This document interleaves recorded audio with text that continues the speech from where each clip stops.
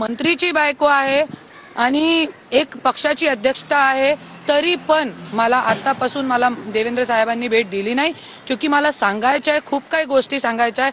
हे सगळं जे सिंडिकेट चालू आहे त्याच्याबद्दलही मला सांगायचं. ताई 3 महिन्यांपासून राजीनाम्याची मागणी होती, मात्र त्यांच्या बाजूने राजीनाम्यासंदर्भात कोणतीही पावलं मुंडेंकडून उचलण्यात आले नाही. अखेर त्यांना मुख्यमंत्र्यांना आदेश द्यावे लागले, म्हणजे त्यांची जवळची व्यक्ती या प्रकरणामध्ये सहभागी असून कसं पाहता, म्हणजे त्यांच्या संदर्भात अनेक प्रश्न.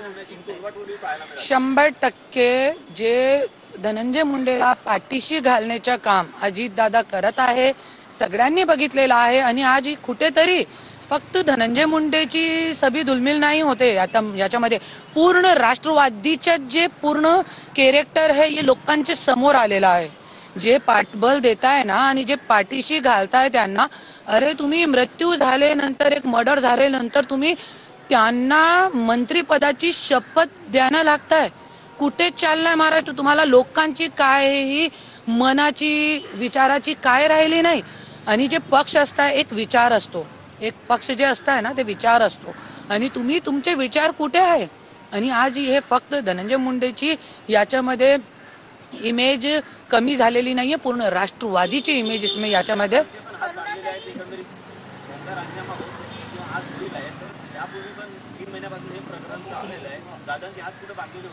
100% बांधलेले होते. धनंजय मुंडेंनी दादाचे हात बांधलेले होते. आणि मी खूप मोठी मोठी बात करते, कशाला मी करू शकते, क्योंकि 27 वर्ष घरामध्ये बघितलेलं आहे.